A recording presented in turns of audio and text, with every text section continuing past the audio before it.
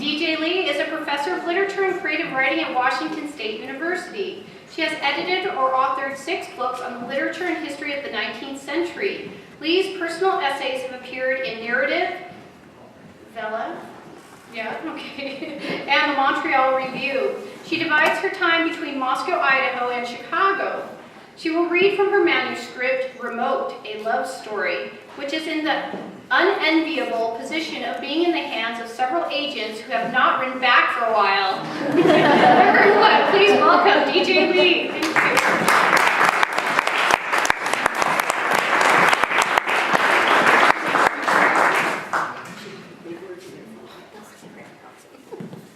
Thank you. Thank you, Jennifer and Scott and everyone at the University of Idaho. A lot of us at WSU Department of English live in Moscow or are the graduates of the wonderful University of Idaho MFA program. So we love you guys more than you know. And we feel so privileged, Peter and I, to be part of your Hemingway week this year. So thank you so much for inviting us. I also have a connection because I live part-time in Oak Park, Illinois, which I live just 3 or 4 houses down from the Hemingway birthplace and museum in Oak Park where he was born, and then in Idaho where he died. So I feel, like I'm destined to be connected to him somehow. My reading tonight comes from my memoir, which is my 7-year journey to discover my family's mysterious origins in the Selway-Bitterroot wilderness. Part of that journey included a summer that I spent as a volunteer at the Moose Creek Ranger Station, which is 25 miles from the nearest dirt road. The only way in and out is by bush plane, hiking, or river raft. The station has an airfield and some campsites that I had to take care of. The summer that I was there, the Forest Service, which was extremely underfunded, left me alone at the station to take care of almost 1 million acres of wilderness land, which was a total surprise to me. When I got there, I had no idea what I was doing. And so this section comes from my first day alone on the job. The one thing that you need to know is that right before the wilderness ranger left me, he said I could go anywhere in the station, but I was not allowed to go into this one room which was inhabited part-time by this legendary wilderness ranger named Connie, whom I had never met. So that room kind of haunted me while I was there because it was so off limits. The sun blasted from the east as I started down the airfield to the campsites. A few were occupied with tents and airplanes. I didn't see anyone, but I heard music of the acid rock variety. It was harsh and sad and came from the last campsite, the one closest to the river path. Suddenly, a stout, top-heavy man flounced out of the woods, wearing a t-shirt that read, "I love my penis." L. Hart V.E., which I doubted he would be wearing anywhere but here. He had a boombox attached to a solar panel. "Wow, that's some music," I said. He pranced over, holding a hand to his ear. "What?" A pistol hung from his belt. "Your music, it's pretty loud. Some people might want it quieter," I shouted. I noticed, not far from where he stood, a dead snake was draped across a log. "What happened here?" I pointed. He turned down the volume. "Gonna roast us some rattler for supper."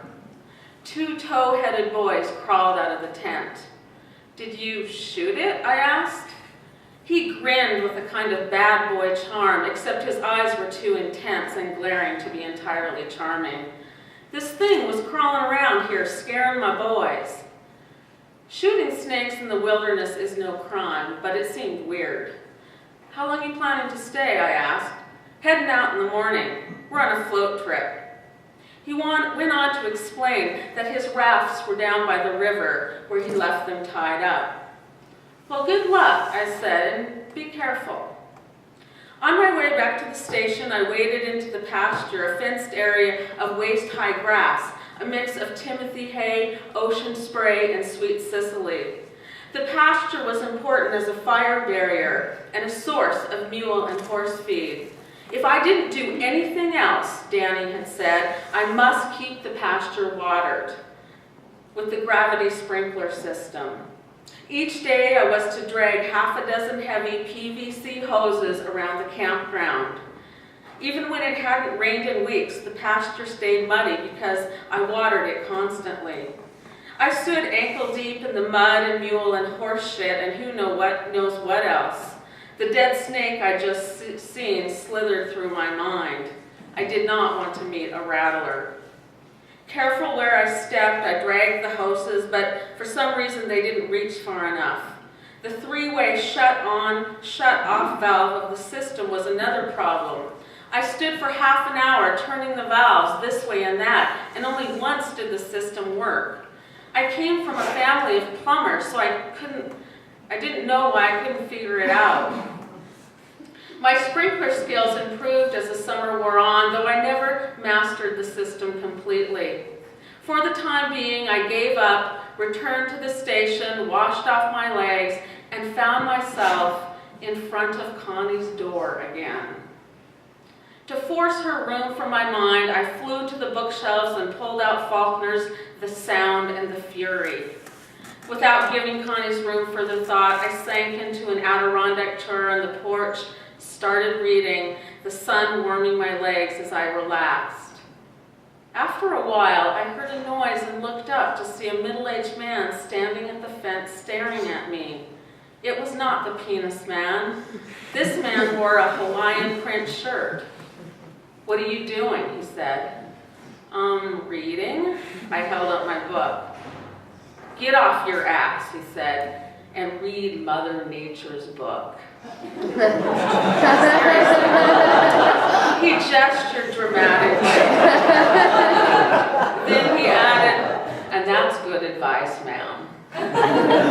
He had a thick gray mustache and a mop of steel hair. He turned and strutted down the airfield toward one of the airplane campsites. I was amazed by how people in the wilderness thought they could throw their weight around. What really pissed me off about the Hawaiian shirt man was that I'd hiked 50 miles into Moose Creek over 6 days, and he had probably flown in a short hop from somewhere in Montana or Idaho. And I had put my entire life on hold to be here, risking my marriage, my career, my relationship with my family. I threw down The Sound and the Fury and tracked him through the campsites and along the ridge trail through the woods. An impassioned speech about wilderness and solitude, wilderness and freedom, and respect for one's fellow travelers forming in my head. One side of the ridge drained into Moose Creek, the other into the Selway River. He wasn't at the campsite, so I kept moving down the trail until I came out onto a ledge. Below was a steep, boulder-filled path down to the confluence. Thank you.